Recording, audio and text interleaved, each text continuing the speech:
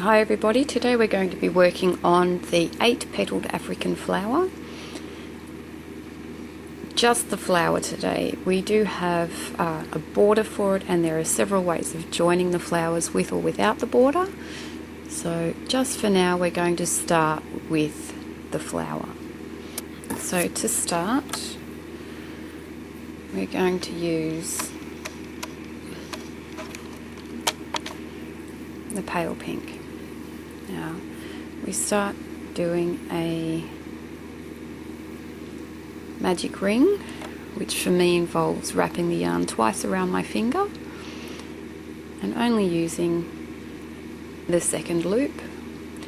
The hook goes under the loop, we yarn over, pull it through and chain 1. And then take the loop off my finger, and because I'm right-handed, the yarn tail always goes off into the left, as does that little twist there that happens. Now we're going to do 8 single crochets into the magic ring. So yarn, hook into the loops, yarn through, and there's a single crochet. 1, 2, 3, 4, 5, 6, 7, 8. Then we grab the short tail of the ring and we pull tight. Now by pulling tight we close the loop and we have our first row almost complete. To finish the row we're going to slip stitch into our first single crochet. Completely ignore the first chain, that is only there to hold the magic ring in place in this case. So through both loops of your first single crochet, slip stitch. Now you will notice I always work over my yarn ends as I go, because I absolutely hate having to weave in ends after I've finished something. So for row 2 we chain 3, 1, 2, 3, double crochet into the same space,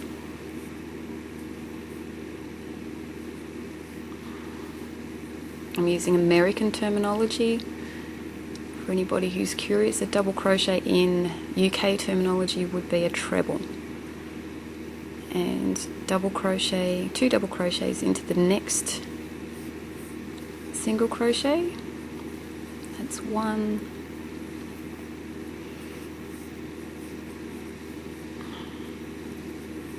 2, and chain 1. We're repeating this all the way around. 2 double crochets into each stitch and a chain 1, 2 double crochets, chain 1, we're working into the next stitch, 2 double crochets,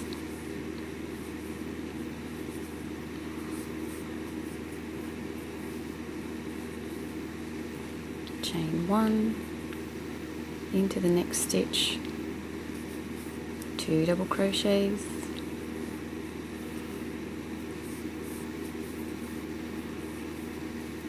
chain 1, all the way around we're repeating this. You should have 8 clusters of 2 double crochet, chain 1 when you're finished the round. 1, 2, and chain 1, 1 double crochet, 2 double crochet, chain 1, this is the last one, 1 double crochet, 2 double crochet, chain 1.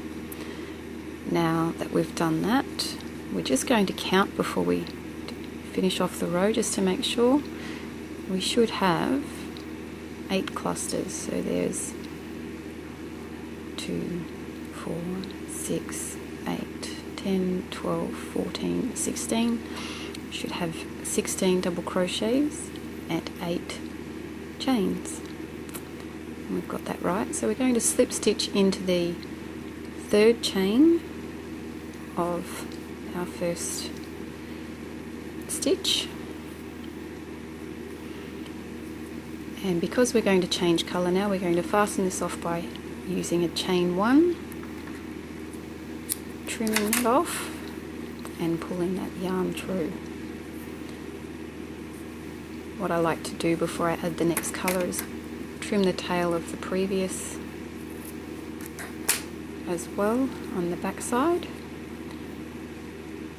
Again, because I'm lazy and I don't like having to do it later on. Now quite often when people change colours, you'll find them changing colours into that same stitch. I don't like to do that on repetitive motifs like this, and in fact I don't like doing it very close to this end at all, simply because it adds extra bulk underneath the stitches as you're working over your yarn. So we're going to start on the opposite end in any of the chain 1 spaces. There it is. We're going to add our new colour with a slip stitch and start our round with 3 chain. 1, 2, 3. Make sure you pull your slip stitch quite firmly, and then we're going to work a double crochet into the same space, chain 1, and 2 double crochets into the same space again.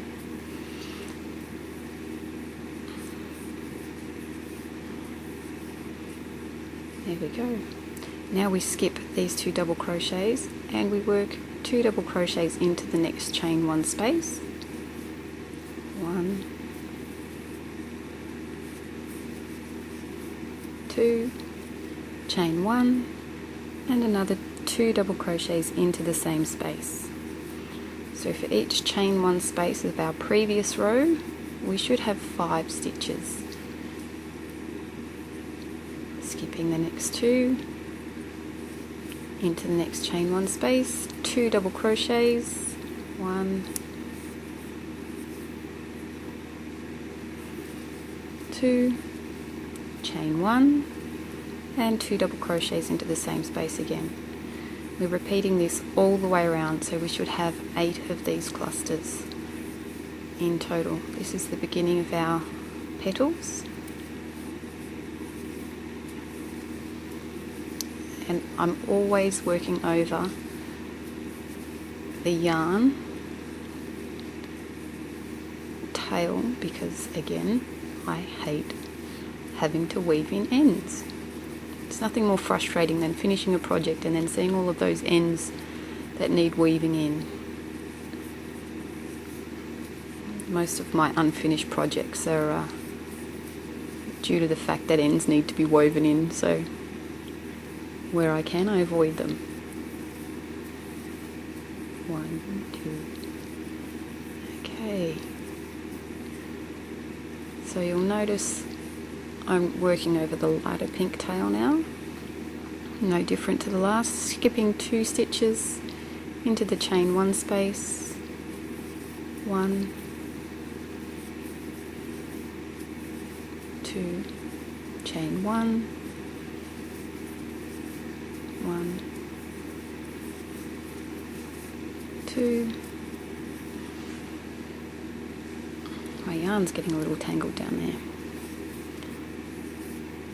1, 2, chain 1,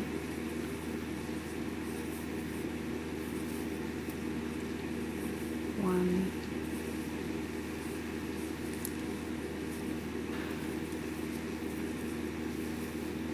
2, and the last one, 1, 2, chain 1, and 2 more double crochets. When we've reached the end of the round, we're going to slip stitch into the 3rd chain through both loops. There we go. As you can see, we're getting a nice little octagon type thing happening there.